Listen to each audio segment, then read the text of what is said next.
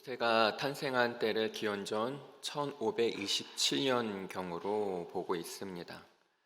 조상 야곱의 아들 중 형들에 의해 애굽의 노예로 팔려간 요셉이 하나님의 은혜로 애굽의 총리가 된 사건을 다들 잘 아실 겁니다. 그리고 극심한 7년 가뭄을 피하라고 가나안 땅에 살고 있는 아버지 야곱과 형의 자손들을 애굽으로 초청하게 됩니다. 세월이 흘러 총리였던 요셉은 죽고 야곱의 자손들은 가나안 땅으로 돌아가지 않습니다. 창세기 46장 4절에 보면 하나님이 애굽으로 내려가는 야곱에게 이렇게 말씀하셨습니다. 내가 반드시 이스라엘을 이끌고 다시 가나안으로 돌아오겠다.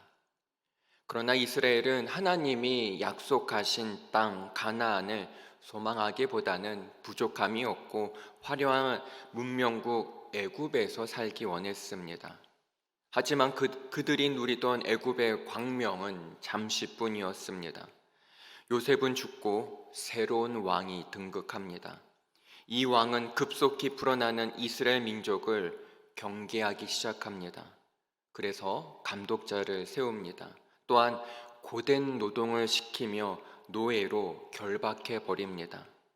이제 노예가 되었으니 자기 힘으로 돌아가고 싶어도 갈 수 없는 가나안 땅이 되고 말았습니다.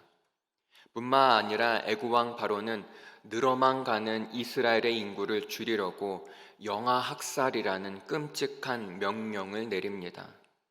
남자 아기가 태어나면 나일강에 던져야 합니다. 바라던 영화는 간데없고 집집마다 아이를 빼앗긴 비명만 터져 나옵니다. 그런데도 그들이 하나님을 향해 부르짖었다는 얘기가 80년이나 더 지나서야 출애굽기 2장에 나옵니다. 많은 사람들이 빈손이 되어야만 두 손을 들고 하나님 앞에 나가는 어리석음을 보게 됩니다. 그러나 하나님은 신실하게 약속하신 대로 그들을 이끌고 나올 모세를 준비하고 계셨습니다. 하나님은 언제나 우리의 부르짖는 기도에 앞서 모든 것을 예비하시고 준비하십니다. 우리의 필요를 아시고 적절한 때에 공급해 주십니다. 그 하나님의 손길을 매일마다 체험하시길 간절히 소망합니다. 이스라엘의 암울한 역사 속에서 모세가 태어났습니다. 레위 족보에 속한 여인 요게벳은 임신한 사실을 알고 절망에 빠집니다. 왜냐하면 혹시 아들을 낳을지 모르니 임신한 사실을 숨겼을지도 모릅니다. 그랬기에 임신한 몸으로 힘든 노역을 아마도 감당해야 했을 겁니다.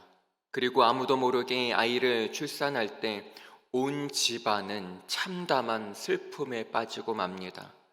바로 남자아이가 태어난 겁니다. 그러나 요게벳은 아들을 숨겨서라도 키워야겠다고 결정합니다. 부모로서 당연한 선택이라고 할 수만은 없습니다. 요게벳에겐 이미 미리암과 아론 두 자녀가 있기 때문입니다.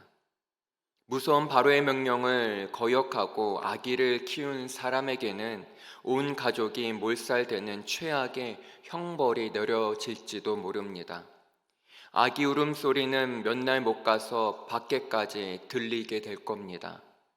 과연 이것을 얼마나 감출 수 있을까요? 그럼에도 그가 이런 위험을 감수했던 이유를 오늘 본문 2절에서 이렇게 말합니다. 그 여자가 임신하여 아들을 낳으니 그가 잘생긴 것을 보고 석 달 동안 그를 숨겼으나. 여기서 보면 잘생겼다고 합니다. 이것은 핸섬하게 생겼다 그런 의미가 아니라 뭔가 예사롭지 않다라는 겁니다. 물론 부모의 눈에 자신의 자녀가 예사롭지 않게 보일 수 있습니다. 그런데 사도행전 7장 20절에서 이렇게 말합니다. 그때에 모세가 낳는데 하나님 보시기에 아름다운지라. 이 아기가 하나님 보시기에 아름다웠다고 합니다. 그렇기에 요게벳은 이 아들이 장차 이스라엘을 가나안으로 이끌 지도자가 될 거란 믿음을 갖게 됩니다. 사실 이스라엘 백성들이 애굽의 노예가 될 것은 아브라함 때부터 하나님이 예언하신 겁니다. 창세기 15장 13절에서 이렇게 말합니다. 여호와께서 아브라함에게 이르시되 너는 반드시 알라 내 자손이 이방에서 객이 되어 그들을 섬기겠고 그들은 400년 동안 내 자손을 괴롭히리니. 그러면서 16절에 내 자손은 4대 만에 이 땅으로 돌아오리니 라고 말씀하십니다. 하나님은 이스라엘이 가나안보다 애굽을 선택하고 노예 생활을 400년이나 할 것을 아셨습니다. 그러나 노예 생활이 전부가 아니라 그런 이스라엘 백성들은 반드시 가나안으로 데려오겠다고 약속도 하십니다. 즉 이스라엘의 구원이 그 출애굽이 자신들의 의지와 노력으로 되는 것이 아니라는 겁니다. 바로 하나님이 그렇게 해 주셔야만 합니다. 우리의 구원도 마찬가지입니다. 우리를 구원하겠다는 하나님의 의지와 약속의 말씀이 있기 때문에 우리가 이렇게 구원받고 예배의 자리에 있는 것입니다. 그 은혜가 얼마나 놀랍고 감사한지 모릅니다. 이제 다시 본문으로 돌아가 보면 이스라엘 백성들이 아브라함과 야곱에게 말씀하셨던 가나안의 귀한 약속을 알고 있었을까요? 알고 있었습니다. 요셉은 이 귀한 약속을 알고 애굽에서 죽을 때 이렇게 유언합니다. 창세기 50장 25절 말씀입니다.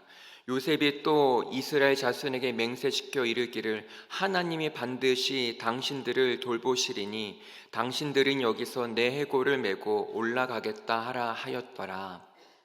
그리고 출애굽 때 그 유언대로 모세가 요셉의 유골을 메고 나왔다고 기록합니다. 출애굽기 13장 18절 19절 말씀입니다.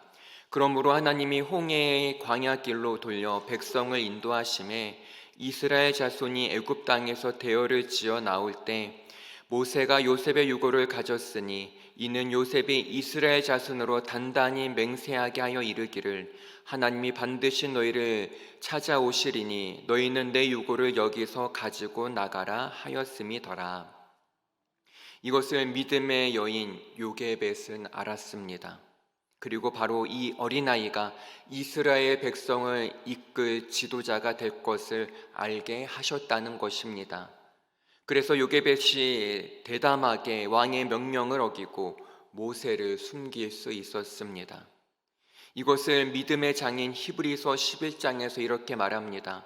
믿음으로 모세가 낳았을 때에 그 부모가 아름다운 아이임을 보고 석 달 동안 숨겨 왕의 명령을 무서워하지 아니하였으며 요게벳은 모세가 하나님의 뜻을 이룰 아이임을 알았기에 두려워하지 않았습니다. 믿음으로 아기 모세를 숨겼습니다. 이처럼 신구약의 말씀이 서로 연결되어 해석하고 있습니다. 그래서 우리가 하나님의 말씀을 읽고 묵상할수록 믿음의 확신이 생기게 되는 것입니다. 그러기에 우리도 말씀 가운데 자신을 들여다보고 말씀의 눈으로 세상을 바라보아야 합니다. 그럴 때 어떠한 어려움에도 굴하지 않고 믿음으로 그 이상을 바라보며 이겨낼 수 있습니다. 그러한 은혜가 오늘 하루 우리 삶 가운데 가득 넘쳐나길 간절히 소망합니다. 기도하겠습니다. 하나님, 눈앞에 보이는 어려운 상황들에 함몰되는 것이 아니라 말씀을 통해 말씀의 눈으로 믿음으로 나의 상황과 세상을 바라보고 해석하길 원합니다. 성령님께서 우리에게 말씀을 깨우침을 허락하여 주셔서 참된 평안과 축복의 길로 우리를 인도하여 주시옵소서. 감사합니다. 예수 그리스도의 이름으로 기도합나이다. 아멘.